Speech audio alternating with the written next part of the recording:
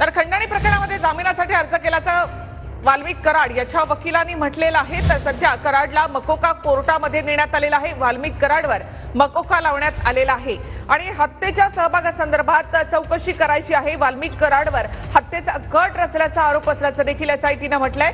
हत्या प्रकरणामध्ये ताबा द्या असा सीआयडीने आता कोर्टामध्ये अर्ज देखील केलाय, त्यामुळे वाल्मिक कराडचा पाय आणखी खोला।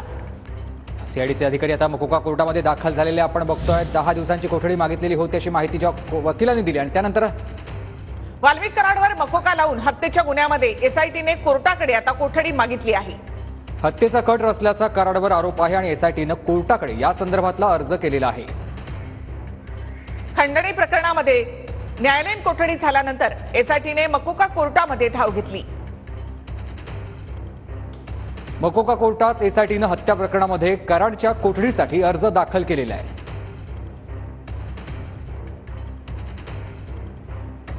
तर काय आहे मकोका आपण पाहूया। तर संघटित गुन्हेगारीवर वचक ठेवण्यासाठी टाडाच्या धर्तीवर 1999 मध्ये मकोका कायदा बनवण्यात आला।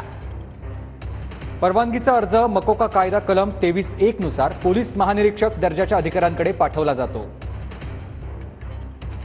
अर्जासोबत आरोपीचे किंवा गुन्हेगारी टोळीच्या मागील 10 वर्षांच्या गुन्ह्याचा तपशील दिला जातो। अहवालाचा अभ्यास करून मकोका लावल्यास पोलीस महानिरीक्षकांकडून मंजुरी येते।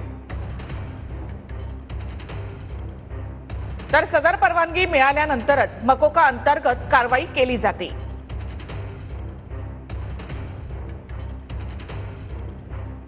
तर आपण पाहतोय काय आहे मकोका कायदा। या कायद्यानुसारच आता वाल्मिक कराडला देखील मकोका लावण्यात आलेला आहे आणि त्यानंतर पुढचा तपास केला जाणार आहे। वाल्मिक कराडवर मकोका लावण्यात आलेला आतापर्यंत 8 जणांना मकोका लावण्यात आलेला होता आणि त्यानंतर आता वाल्मिक कराड याला देखील मकोका लावलेला आहे।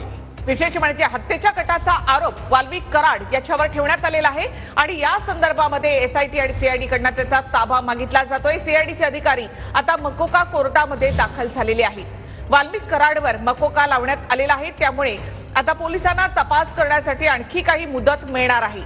आताची सगळ्यात मोठी बातमी, आतापर्यंत वाल्मिक कराडला खंडणी प्रकरणामध्ये अटक करण्यात आली होती आणि खंडणी प्रकरणातच केस कोर्टामध्ये आज सुनावणी झाली। मात्र